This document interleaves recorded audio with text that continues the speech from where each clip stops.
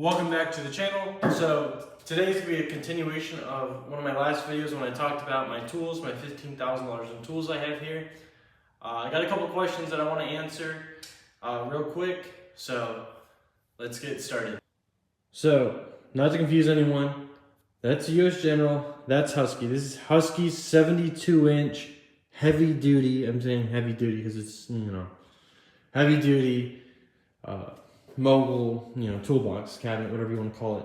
So 72-inch, I think it has a 3,000 pound load capacity, it has 6 casters, 2 swivels. The ones in the middle are a pain because they don't do anything. So trying to get up against the wall here kind of sucks. That's a little shop cart from Amazon. Oh, you can pick this up at Harbor Freight right now for like maybe 60 bucks. And then this is the 5-drawer US General. Love that. So one of the questions I actually got, comments at least, was it looks like you have a lot of repeat tools. And yeah, that is a repeat of that basically. I actually did a little video. Like, these things are literally almost identical. But when I bought this, I got it with that grease gun over there. So I didn't realize at the time, I learned this just now, or a week ago, a couple weeks ago. Home Depot, when you buy something and you see a great deal and it's paired with another tool, and it's like buy this, get one tool free, you can actually ship this to one store. It has to be to the store because you can't ship them home to 2 addresses. It won't let you do that. But you ship this to one store, and then like the store you want to pick it up at, ship that other one to another store you don't want to pick it up at. And after a week, they'll cancel that other one you didn't pick up this one, good to go. And you get it at that crazy deal. Like when I got this and that grease gun, I think I paid less than 300 bucks for both and a battery. So it's just, if you know, the high torques are almost like 300 bucks. I think they're a little bit less now because the new one just came out. But that's why I got that. But again, to me, it's not bad to have repeat tools. Again, I upgraded. I have an old Milwaukee brushed impact right there. So it's like, I can either throw it away, sell it, or keep it. And I just like to keep it as a spare.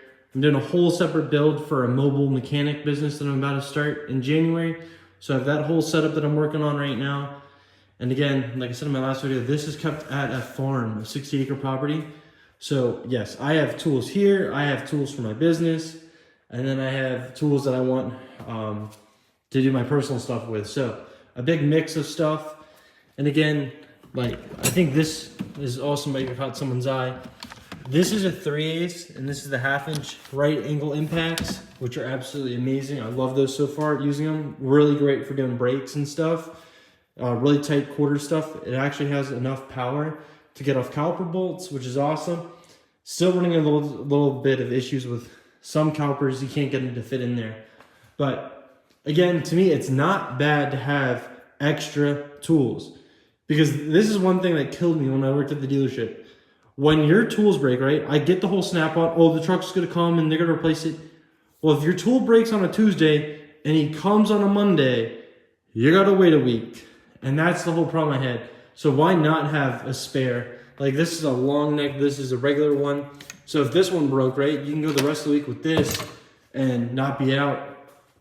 Well, the problem is you buy Snap-on, you pay so much for the name and so much for that warranty. Because when I worked at Audi, the last place I worked at, they didn't even have a Snap-on guy. It was really funny, actually. I was like, what? You guys don't have a Snap-on guy? I was like, what about a Matco? Like, oh yeah, we got Matco and we got, oh, they didn't have a Cornwall. They just had a Matco and they had an independent tool guy who ended up going with Gear Wrench. Which is great, because Gear Wrench, I love Gear Wrench. Because again, they're some of the best values. But, long story short, again, tool breaks, you have to have a backup. What, are you going to go a week without a tool? And again, if you're not buying Snap-on, you can easily afford this. Both of these, these are awesome. The deals that I have going on right now at Home Depot are insane.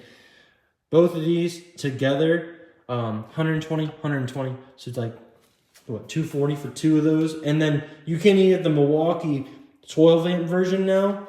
I think it was on sale with the battery for 179. So it's still cheaper. And these, if you watch the Torqued YouTube channel, have more torque than the M12. Obviously, 18 volts.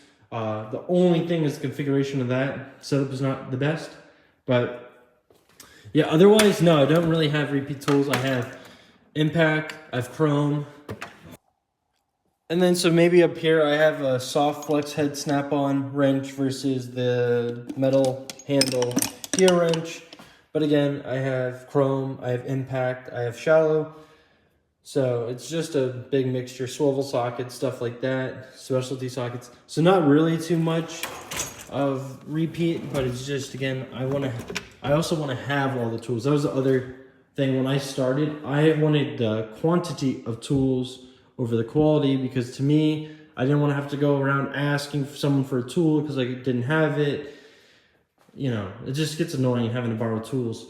When if you didn't buy Snap-on and you bought appropriately priced stuff and proper quality stuff, you're not just, you know, wasting money. That's how I see it. No offense. But if you want to see anything else, you want a deeper dive into any specific tool, a torture test of a tool, anything like that, comment that down below. Thanks for watching. Hope to get you another one. Like, subscribe, and comment down below. I'll catch you in the next one. Bye.